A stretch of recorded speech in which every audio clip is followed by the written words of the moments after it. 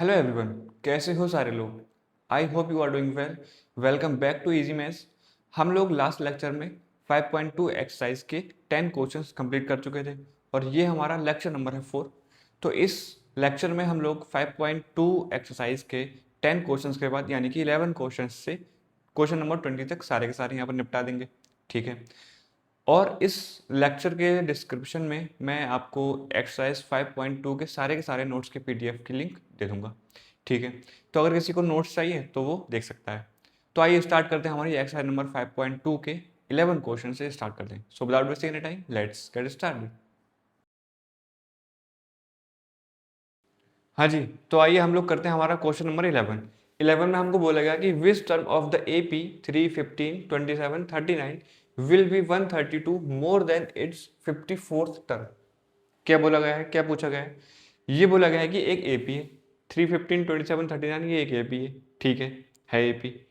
अब इस एपी का कुछ ना कुछ A54 होगा, 54वां टर्म होगा, कुछ ना कुछ होगा, हमको नहीं पता है, कोई बात नहीं। तो ऐसा कौन सा टर्म है जो 132 ज्यादा होगा इसके 54वें टर्म से। ऐसा कौन सा टर्म है जो 132 ज्यादा होगा इसके 54th टर्म से। मैंने माना कुछ भी हो सकता है, वो टर्म कुछ भी हो सकता है 60वां टर्म हो सकता है 70वां टर्म हो, या हो सकता है 100वां टर्म हो, हमें नहीं पता। तो हमको बस यही पता करना है।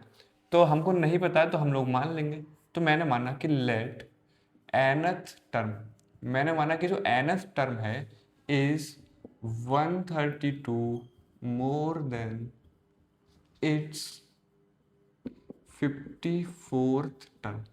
मैंने माना कि जो ए एन मतलब nth टर्म है वो 132 ज्यादा है इसके 54वें टर्म से। ठीक है। तो मैंने क्या माना, मैंने माना कि a n is equal to 132 plus A54, है ना। यही तो मैंने माना है 54। ठीक है। अब ए एन का रख दो फॉर्मूला, तो A plus n minus one into d is equal to 132 plus A plus 54 minus one 53 into d. ठीक है। ए से तो ए कैंसिल आउट हो जाएगा। ठीक है। डी कितना है, डी है 15 माइनस 3 12। तो एन माइनस वन की मल्टीप्लाई 12 से is equal to 132 plus 53 multiply 12। ठीक है। अब मैंने क्या किया, इधर कर दिया, तो 12n माइनस का 12 अंदर मल्टीप्लाई करने पर 12n माइनस का 12 is equal to 132 plus 12 three जा 36, 3 कैरी, 12 5 जा 60 और 3 तो 63। ठीक है। ओके। तो 12n is equal to 132 plus 636 plus 12, आइए जोड़ लेते हैं। तो 636, 132 और 12, मैंने इसको जोड़ा तो आया 0, 8 एंड 7, तो 780। तो ये हो गया 780। ठीक है। तो 12n इज इक्वल टू 780। तो n इज इक्वल टू 12 5 जा 12 5 जा 12 6 जा 12 6 जा, तो इधर बचा 60, तो 12 5 जा, तो n इज इक्वल टू 65। तो n मतलब 65, मतलब कि जो इसका 65वां टर्म होगा वो 132 ज्यादा होगा इसके 54th टर्म से। ठीक है। तो n is equal to 65 is the answer. So अब हम लोग करते हैं हमारा क्वेश्चन नंबर 12। तो क्वेश्चन नंबर 11 हमको गिवन है the two APs have the same common difference. दो एपी होंगी, उनका कुछ ना कुछ डिफरेंस रहा होगा, तो दोनों का सेम है, कॉमन डिफरेंस जो है वो सेम है। ठीक है। तो the difference between the 100th terms is 100। इसका क्या मतलब है, दो एपी के बने हमें, ठीक है, उनका कॉमन डिफरेंस सेम है, यानी कि जितना कॉमन डिफरेंस पहली वाली एपी का है उतना ही कॉमन डिफरेंस दूसरी वाली एपी का है। ठीक है। अब हमको बोल रहे हैं कि जो पहली वाली एपी का 100वां टर्म है और फिर दूसरी वाली एपी का 100वां टर्म है, इन दोनों का जो डिफरेंस होगा, मैंने पहली वाली एपी का 100वां टर्म निकाला, दूसरी वाली एपी का 100वां टर्म निकाला, तो उन दोनों 100वें टर्म्स में जो डिफरेंस है वो 100 का है। ठीक है। तो अब मुझको बोला है what is the difference between 100th terms, oh sorry 1000 terms. मतलब पहली वाली एपी का 1000वां टर्म निकालो, दूसरी वाली एपी का 1000वां टर्म निकालो, और बताओ कि उन दोनों 1000वें टर्म में कितना डिफरेंस है। ठीक है। तो आइए करते हैं ये वाला क्वेश्चन। इजी है, मुश्किल लग रहा होगा क्योंकि कुछ भी गिवन नहीं है, गिवन है, चलो कोई बात नहीं, अच्छा चलो करो। तो मैंने माना लेट टू एपीज आर, मैंने क्या माना कि 2 AP होंगे, पहली वाली होगी A1, A2, A3, A4, फिर कहीं ना कहीं A100, फिर कहीं ना कहीं A1000। ठीक है, ज़्यादा लंबी होगी क्या, चलो ठीक है। फिर मैंने माना दूसरी वाली AP, मैंने माना ये पहली वाली AP है और ये दूसरी वाली AP है, ठीक है।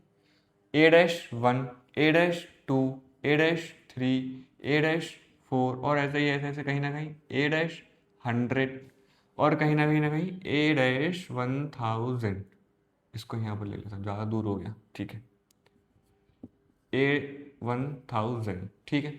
तो अब हमको ये बोला गया कि ये 2 AP हैं और इन दोनों का जो कॉमन डिफरेंस है वो है D। इन दोनों का जो कॉमन डिफरेंस है वो सेम है, तो मैं मान लूँगा कॉमन डिफरेंस D है, ठीक है। तो अब मुझको बोलना है कि जो A100 हैं दोनों AP के, इनका जो डिफरेंस है यानी कि A100 माइनस का A-100 वो कितना आएगा, 100 आएगा। तो हमको बोलना है कि जो A1000 टर्म है दोनों की, उनका डिफरेंस बता दो, ठीक है। तो करते हैं। तो हमको गिवन क्या है, हमको गिवन है कि A100 माइनस का A-100 इज इक्वल टू 100। यही तो बोला गया कि A100 माइनस का A-100 इज इक्वल टू 100। इन दोनों का डिफरेंस कितना है, 100। तो मैं इसमें से इसको माइनस करूंगा तो 100 आएगा, ठीक है। A100 का फॉर्मूला बताओ, A+100 - 1 इंटू डी। अच्छा, लेट यहाँ पर let common difference, let common difference is equal to d, ठीक है। ओके, तो डी एन की जगह मैंने 100 रख दिया, 100 - 1 इंटू डी माइनस का A-, यहाँ पर A-100 का फॉर्मूला आएगा A- plus n-1 into d. अब इसमें भी डी है इसमें भी डी, क्योंकि कॉमन डिफरेंस सेम है, इज इक्वल टू 100, ठीक है। तो ये आया A और यहाँ पर आया 9 प्लस 99D माइनस का A- माइनस का, अच्छा यहाँ पर n की जगह 100 रख देंगे ना, n की जगह यहाँ पर 100 रख देंगे, तो 100 - 1 99, तो ये हो जाएगा माइनस का 99D इज इक्वल टू 100। यहाँ से 99D और 99D कैंसिल आउट, प्लस का 99D और माइनस का 99D, तो A minus A- is equal to 100। हमको ये बात यहाँ से पता लगी है, ठीक है। अब हम लोगों को क्या निकालना है, द डिफरेंस बिटवीन 1000 टर्म्स, इन दोनों टर्म्स का डिफरेंस। तो आइए निकालते हैं। तो मैं निकालूंगा A1000 और माइनस का A-1000, मुझको ये निकालना है, ठीक है। चलो निकालते हैं।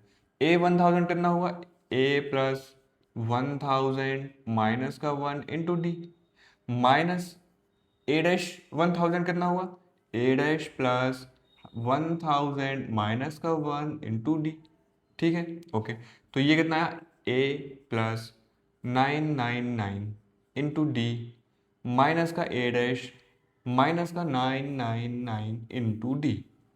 अब प्लस का 999D माइनस का 999D कैंसिल आउट, तो ये कितना आया, A माइनस का A-, यानी कि A1000 माइनस का A-1000 कितना आया, A माइनस A-, और A माइनस A- कितना है, 100। तो ये कितना आ गया, 100। यानी कि अगर 100वें टर्म्स का डिफरेंस निकालोगे तब भी 100, 1000 टर्म्स का भी डिफरेंस निकालोगे तब भी वो कितना आना चाहिए, वो आएगा 100, ठीक है। तो हमारा आंसर है 100। इन दोनों टर्म्स का डिफरेंस जो हमसे पूछा गया है वो है 100, ठीक है।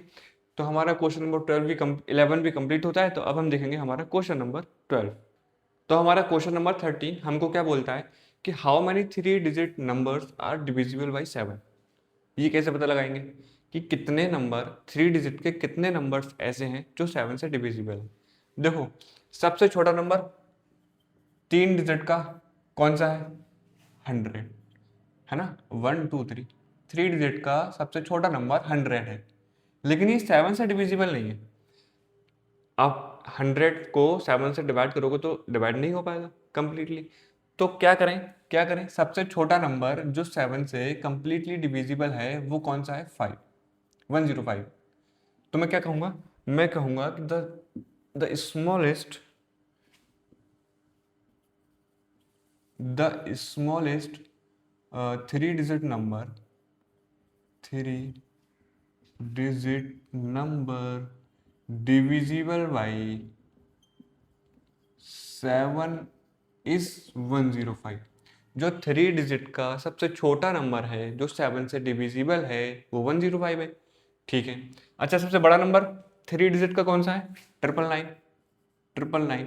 लेकिन जब आप इसको 7 से डिवाइड करोगे तो ये 7 से डिवाइड नहीं होगा। आइए करते हैं। 7 1 जो 7, इधर बचा 2 9, 7 4 जो 28, इधर बचा 1 9, 7 2 जा 14 तो बचा 5, 5 रिमाइंडर आ रहा है। तो यानी कि अगर 5 रिमाइंडर आ रहा है तो इसमें से अगर मैं 5 माइनस कर दूंगा तो ये डिविजिबल हो जाएगा। तो मैं क्या कहूँगा, the largest 3 digit number divisible by 7 is 994। ठीक है। अब हमको शुरुआती पता लग गया और एंड पता लग गया, यानी कि जो सबसे छोटा 3 डिजिट का नंबर होगा 105 होगा, इसके बाद 112 होगा, इसके बाद 119 होगा, और इसके बाद कुछ ना कुछ होगा होगा होगा, और लास्ट में जो सबसे एंड में होगा वो होगा 994। यानी कि 3 डिजिट के टोटल इतने नंबर होंगे जो 7 से डिविजिबल होंगे। ठीक है। ये पहला नंबर है, ये दूसरा नंबर है, ये तीसरा नंबर है, फिर कुछ चौथा आएगा, फिर पांचवा, छठा। तो बस हमको पता लगाना है कि टोटल कितने हैं। तो अगर हमें ये पता लग जाए कि जो लास्ट वाला नंबर है या लास्ट वाला जो टर्म है वो कौन सा है, वो 100वां है, 200वां है, या 50वां है, 60वां है, कौन सा टर्म है, तो हम कह देंगे भाई इतने टर्म्स हैं, इतने टर्म्स हैं 3 डिजिट के जो 7 से डिवाइड हो रहे हैं। ठीक है। तो बेसिकली मुझे क्या पता लगाना है कि इसका कौन सा नंबर है, इस टर्म का कौन सा नंबर है। चलो ठीक है, पता लगाते हैं। तो हमने यहाँ पर क्या देखा कि जो हमारा पहला टर्म है ये एक एपी बन रही है, तो इस एपी का जो पहला टर्म है 105 है। ठीक है। और जो डिफरेंस है वो 7 का है। अरे 112 माइनस 105 करोगे तो 7 ही आएगा। ठीक है। तो मैंने माना कि जो let let a n is equal to 994। तभी तो, अरे मुझे यही तो पता लगाना है ना कि ये कौन सा नंबर है, ये वाला, तभी मैं कहूँगा इतने टर्म्स है भाई। ठीक है। अब a n is equal to 994, तो ए एन का फॉर्मूला रखो, तो a plus n minus 1 into d is equal to 994। ठीक है। ए कितना है? 105 है, तो 105 प्लस एन हमको पता लगाना है, और 7 डी की वैल्यू 7 है, तो इज इक्वल टू 994। अब ऐसा मत करना कि 7 को तो डिवाइड में भेज दो। ठीक है। पहले 105 को उधर माइनस करो, उसके बाद 7 को डिवाइड करेंगे। ठीक है। तो n minus 1 7 is equal to 105 minus करो इसमें से, तो ये बचेगा 8 8 9। ठीक है। ओके, तो ये 7 से डिवाइड हो जाएगा, तो n माइनस 1 इसको 7 से डिवाइड करोगे, 7 जा 7, 7 2 जा 14, बचा 4, तो 7 7 जा, तो n इज इक्वल टू कितना आ गया? 128। ठीक है। यानी कि ये जो टर्म है वो 128वां टर्म है। ये पहला है, ये दूसरा है, तीसरा है, और ये 128वां टर्म है। तो इस एपी में कितने टर्म हुए? इस एपी में कितने टर्म हुए? 128। तो यानी कि the total number of 3 digit number which are divisible by 7 is 128। ठीक है। Easy peasy. चलो अच्छा, अब करते हैं हमारा नेक्स्ट क्वेश्चन, क्वेश्चन नंबर 14। तो अब हम करते हैं हमारा क्वेश्चन नंबर 14। अभी क्वेश्चन नंबर 14 में हमको बोला गया कि how many multiples of 4 lie between 10 and 250। Same to same अभी लास्ट क्वेश्चन किया था डिविजिबल बाई 7 वाला, सेम टू सेम वैसा ही है। चलो अच्छा, आप लोग एक बार ट्राई करो। ठीक है, करो ट्राई, वीडियो को पॉज करके ट्राई करो।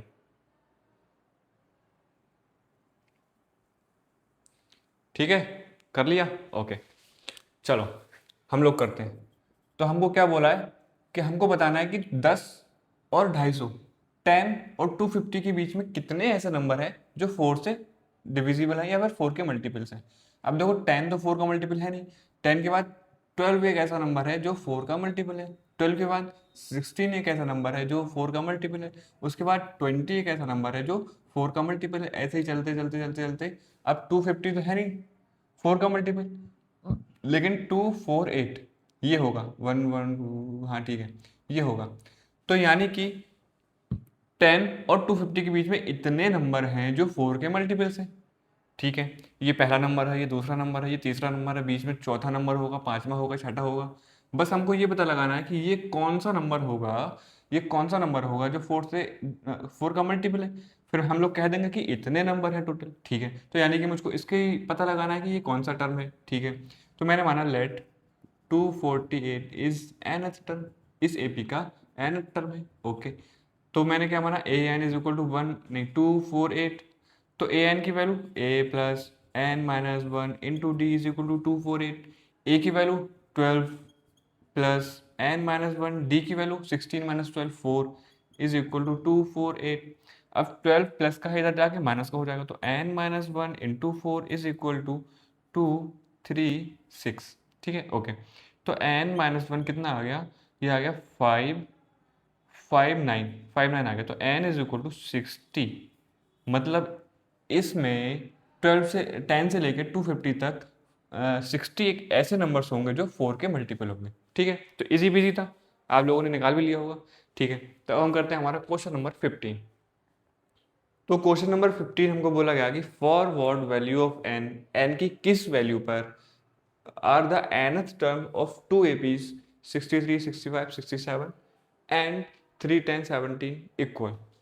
क्या बोला गया है क्वेश्चन में, हमको पूछा गया है कि n की कौन सी ऐसी वैल्यू पर ये जो दो एपी हैं, एक ये वाली और एक ये वाली, इनके nth टर्म इक्वल होंगे। n की ऐसी कौन सी वैल्यू पर इन दोनों एपी, ये वाली और ये वाली, इनके nth टर्म इक्वल होंगे। आइए देखते हैं। तो सबसे पहले हम लोग एपी नंबर 1 लेंगे। तो पहली एपी कौन सी हमारी, 63, 65, 67 और ऐसे ही चलता रहेगा। ठीक है, तो इसका nth टर्म क्या होगा, अगर मैं इसका ए एन निकालूंगा तो ये आएगा a plus n minus 1 into D.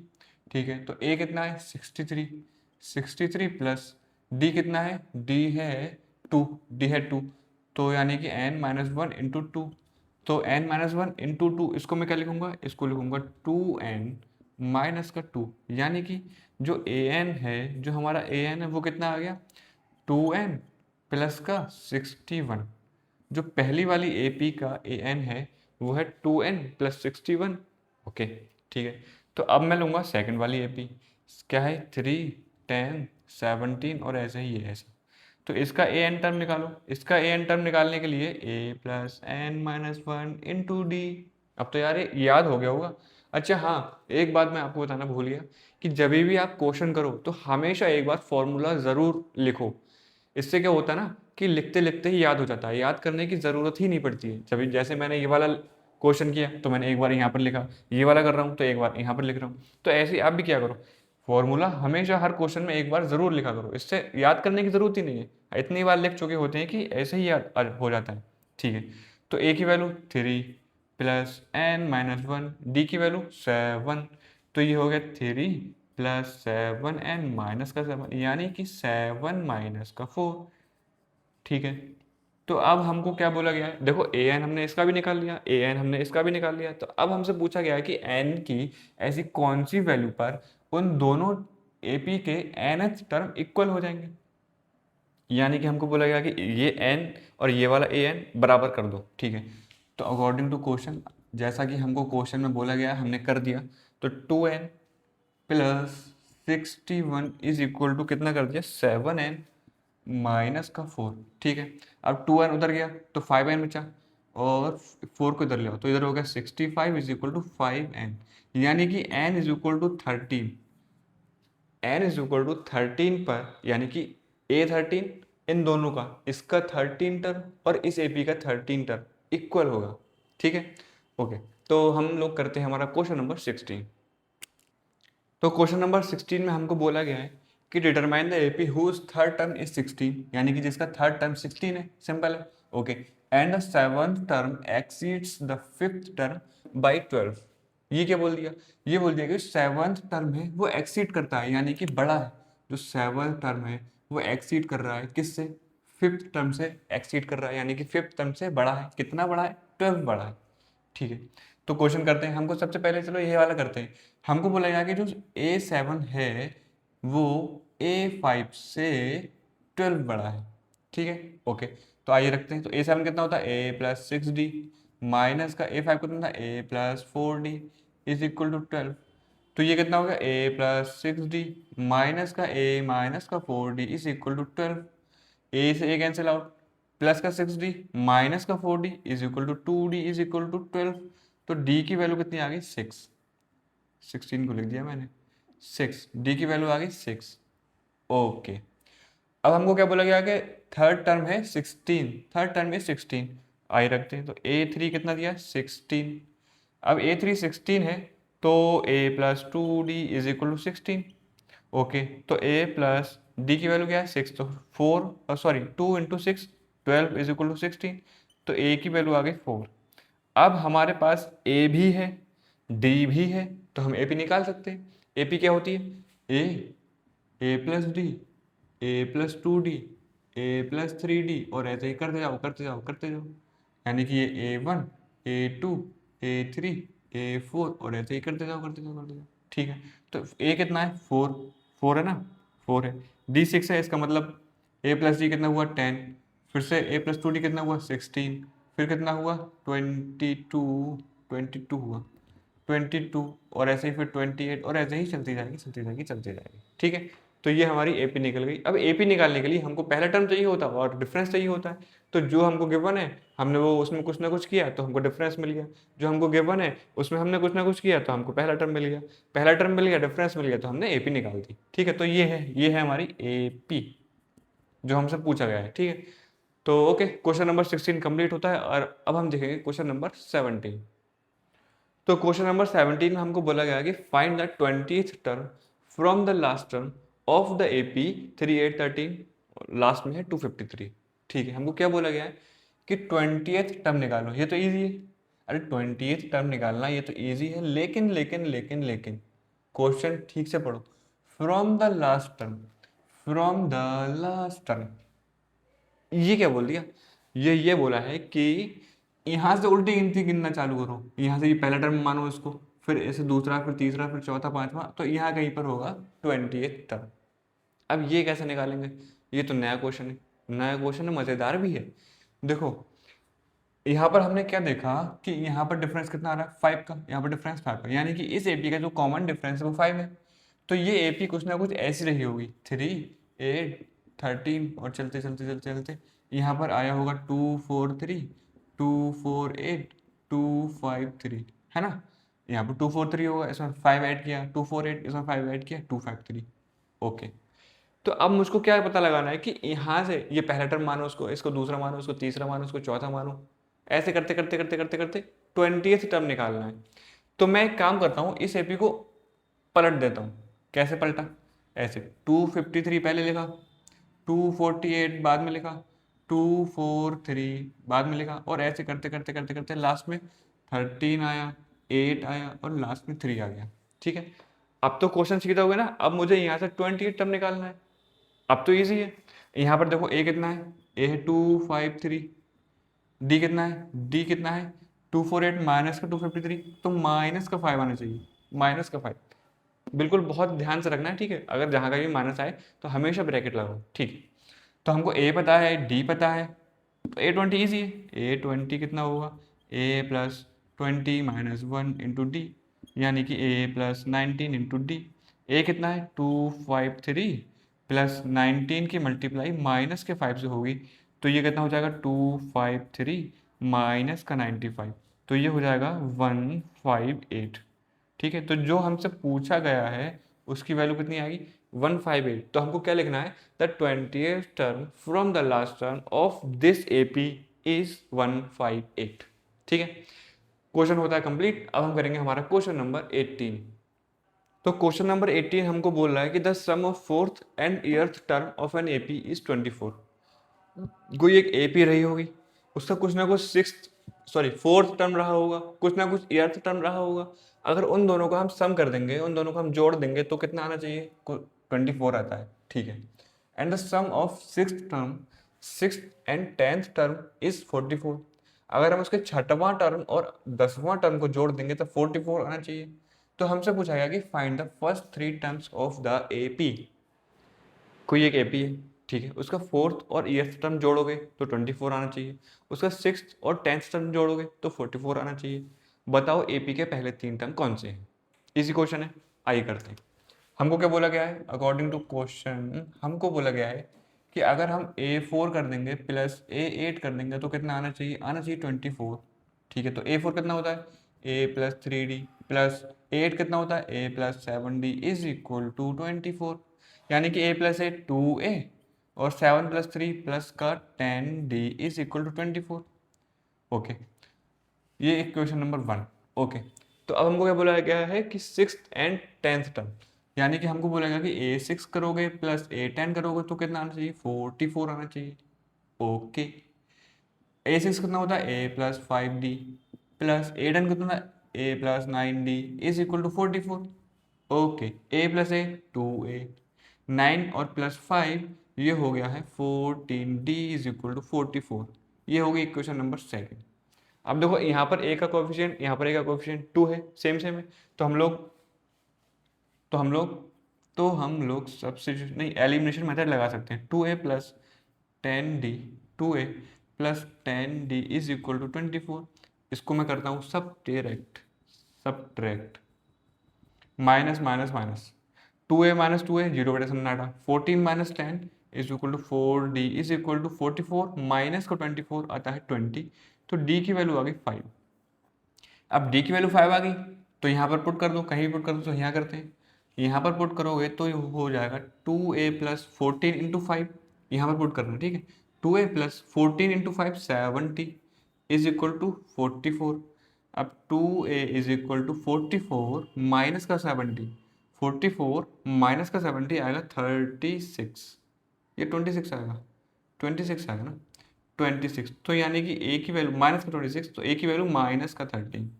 Okay, a की वैल्यू माइनस का 13, d 5 है, तो हमको AP निकालना है।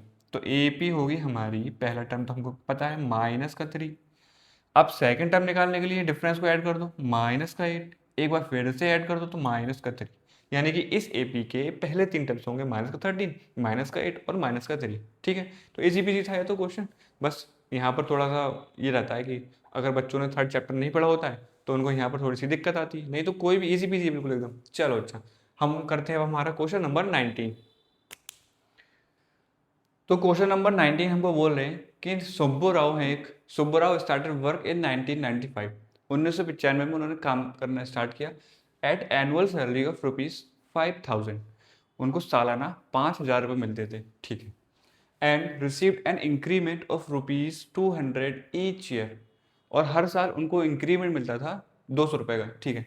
तो in which year did his income reach ₹7000। Subbarao है एक, ठीक है, उन्होंने 1995 में एक काम चालू किया, ठीक है, 5000 रुपये एनुअल सैलरी पे, 200 रुपये इंक्रीमेंट। तो हमको बताना है कि कौन से साल में उनको उनकी जो सैलरी होगी वो 7000 पहुंच जाएगी, ठीक है।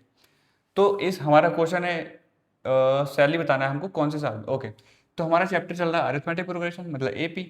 तो हम लोग हर क्वेश्चन को AP में कन्वर्ट करने की कोशिश करेंगे, तो इसको भी करो। तो पहली जो साल की इनकम होगी वो होगी 5000, जो फर्स्ट ईयर की इनकम होगी वो 5000 होगी। जो सेकंड ईयर की इनकम होगी वो 5000 प्लस 2 यानी कि 5200 रुपये होगी। और जो थर्ड ईयर की इनकम होगी वो होगी 5200 यानी कि पिछली वाली टर्म, और प्लस 200 रुपये यानी कि 5400 रुपये। और ऐसे ही जो फोर्थ ईयर की होगी तो वो होगी 5600 रुपये। तो ये एक AP बन रही है। कैसे AP बन रही है, ये पहले 5000, फिर 5200, फिर 5400 और फिर 5600, और कभी ना कभी जाके ये हो जाएगी 7000। तो बस हमको यही बताना है कि कौन से साल में 7000 होगी। ये पहली साल की इनकम, ये दूसरी साल की, ये तीसरे साल की, ये चौथे साल की, कहीं ना कहीं 5वें साल की, 6ठे साल की। तो हमको बताना है कौन से साल की इनकम होगी, ठीक है। यानी कि बेसिकली हमको क्या बताना है कि ये कौन सा टर्म है, ये दूसरा टर्म है, तीसरा टर्म है, चौथा टर्म है, 10वां टर्म है, 50वां टर्म है, ये कौन सा टर्म है, बेसिकली हमको ये बताना है, ठीक है। तो यहाँ पर हम लोग क्या देख रहे हैं कि हमारी इस AP की A की वैल्यू 5000 हो गई, और डिफरेंस कितना हो गया 5200 माइनस का 5000, तो डिफरेंस हो गया 200 का, ठीक है। तो मैंने माना लेट nth टर्म, या फिर मैंने माना कि nth ईयर में, चलो ऐसा मान लेते हैं nth टर्म इज 7000, यानी कि an इज इक्वल टू 7000। तो an की वैल्यू रखो a plus n minus 1 into d is equal to 7000। a की वैल्यू कितनी है 5000 प्लस n माइनस 1, डी की value 200 is equal to 7000। Okay, 5000 minus हो जाएंगे तो कितना बचेगा n minus 1 into 200 is equal to 2000। 200 की डिवाइड करोगे 2000 से तो 10 आ जाएगा, यानी कि n की वैल्यू आ गई 10 + 1 यानी कि 11, यानी कि 11th ईयर में उनकी सैलरी 7000 हो जाएगी। ठीक है, पहले ईयर में 5000, सेकेंड ईयर में 5200, थर्ड ईयर में 5400, ऐसे करते करते करते करते 11th ईयर में उनकी सैलरी जो होगी वो 7000 हो जाएगी। ठीक है, तो ये वाला क्वेश्चन भी हमारा होता है कंप्लीट। यहाँ पर 11 ईयर ईयर लिख लेना, तो आफ्टर 11 ईयर, तो after 11 year salary will be 7000। ठीक है, लिख लेना आप लोग। चलो ठीक है, हम लोग करते हैं हमारे इस एक्सरसाइज का लास्ट क्वेश्चन, क्वेश्चन नंबर 20। तो क्वेश्चन नंबर 20 इस एक्सरसाइज का लास्ट क्वेश्चन है। तो ये बोला गया है कि Ramkali ji saved ₹5 in the first week of a year. पहली साल के एक पहले वीक में उन्होंने ₹5 सेव किए। ठीक है, and then increased her weekly savings by ₹1.75। पहले पहले वीक में उन्होंने कितने सेव किए? ₹5। फिर अगले वीक से उन्होंने क्या किया कि ₹1.75 एक्स्ट्रा सेव करने लगे। ठीक है, तो if in the nth week her weekly savings become ₹20.75, find n. यानी कि पहले वीक में उन्होंने ₹5 सेव किए, सेकेंड वीक में उन्होंने क्या किया, ₹5 तो किए 1.75 और सेव कर लिए, फिर अगले वीक में फिर से 1.75 ऐड कर दिए। ऐसे करते करते उन्होंने एक टाइम बाद उन्होंने जो वीकली सेविंग उनकी बन गई 20.75। तो हमको बताना है ऐसा कौन सा वीक होगा, कौन सा number of week, find n करना है। ठीक है, तो इस क्वेश्चन की एपी क्या बनेगी, जो उन्होंने पहले वीक में सेव किए होंगे वो किए होंगे ₹5। सेकेंड वीक में सेव किए होंगे ₹5 प्लस 1.75 यानी कि 6.75। थर्ड वीक में उन्होंने सेव किए होंगे 6.75 और प्लस 1.75 यानी कि 8.50। तो जो एपी बन रही है वो बन रही 5, 6.75, 8.50 और ऐसे ही करते करते करते करते कहीं ना कहीं आएगा 20.75। यानी कि पहली वीक की सेविंग ₹5, सेकंड वीक की 6.75, थर्ड वीक की 8.5 और किसी ना किसी वीक की 20.75। तो हमको बताना है ऐसा कौन सा नंबर ऑफ वीक होगा जो उनकी सेविंग 20.75 हो जाएगी। यानी कि बेसिकली हमको क्या बोलना है, ये पहला वीक है, ये दूसरा वीक है, ये पहला टर्म है, ये दूसरा टर्म है, तीसरा टर्म है। तो हम बेसिकली हमको बोल रहे हैं कि ये बता दो ये कौन सा वाला टर्म है। तो मैंने मान लिया let 20.75 is nth term. Okay, तो a n is equal to 20.75। अब ए एन की value a plus n minus 1 into d is equal to 20.75। Okay, a की वैल्यू 5 है। ओके, 5 प्लस एन माइनस 1 और डी की वैल्यू 1.75 है ना, हम लोग 1.75 तो ऐड कर रहे हैं। ओके, तो 1.75 इज इक्वल टू 20.75। ओके, 5 इधर माइनस करोगे तो ये बचेगा n माइनस 1.75 और इधर बचेगा 15.75। अब ये 1.75 इधर जाएगा तो डिवाइड में हो जाएगा, तो ये चलो इधर कर देता हूँ। तो n माइनस 1 इधर बचेगा n माइनस 1 और इधर बचेगा 15.75 और डिवाइड में आ जाएगा 1.75। तो 1.75 यहाँ से दो, यहाँ से डेसिमल उड़ाओगे, यहाँ ऊपर से उड़ाओगे तो नीचे लिखोगे, नीचे से उड़ाओगे तो ऊपर लिखोगे, तो यानी कि कैंसिल आउट। ओके, तो ये कट सकता है 5 से काटे क्या, चलो 5 से काटते हैं। 5 3 जा 15 एंड 5 5 जा 25। ओके, तो 5 3 जा 15, 5 5 जा 25 और 5 5 जा 25। गलत हो गया कुछ, ऊपर कितना है, ऊपर कितना था। ओके, तो 5 3 जा 15, 5 बन जा 5 एंड 5 5 जा 25। ओके, 5 7 जा 5 6 जा 5 3 जा तो 7 9 जा, तो यानी कि n minus 1 is equal to 9, तो n is equal to 10। Okay, तो n की वैल्यू कितनी आ गई, 10 आ गई। तो जो 10वां वीक होगा उनकी सेविंग कितनी हो जाएगी, 20.75। तो at week number 10 her savings will be 20.75। तो ये वाला हमारा लास्ट क्वेश्चन भी यहाँ पर कंप्लीट होता है और एक्सरसाइज हमारी होती है कंप्लीट। और इस एक्सरसाइज की अभी 5.3 एक एक्सरसाइज है और 5.4 एक ऑप्शनल है, तो हम लोग सारी कर लेंगे, कोई दिक्कत नहीं। 5.4 में 5 क्वेश्चंस हैं तो हम लोग वो कर लेंगे। ठीक है, तो इस लेक्चर को यहीं पर एंड करते हैं। सो कैसा लगा पूरा लेक्चर, आपको समझ आया ना? कोई अगर डाउट होगा आपको तो आप कमेंट में पूछ सकते हो। सो मिलते हैं नेक्स्ट लेक्चर में, जब तक के लिए bye bye and take care. और हाँ, जाते जाते हम लोग मैंने यहाँ पर इस एक्सरसाइज के नोट्स की PDF की लिंक डिस्क्रिप्शन में दे दी है, अगर किसी को चाहिए वो चेकआउट कर सकता है। So bye bye and take care.